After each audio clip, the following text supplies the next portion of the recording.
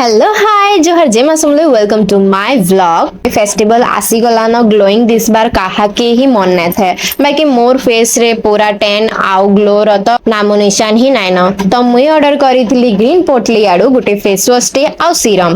तो चला मैं बतौचे प्रोडक्ट बारे रे। तो मुई ग्रीन पोटली रो marigold orange face wash order करथिली जेंथि की अच्छे कोकोनट वाटर गोटुका कोला आउ इटाए ऑल स्किन टाइप फेस आपन को ब्राइटनिंग एंड डीप क्लींजिंग करबा गोटे ही यूज रे आपण माने देखुथिबे मोर फेस रो ग्लो। तापरे फेस वॉश करी सारला परे सीरम लगाबार बहुत जरूरी है।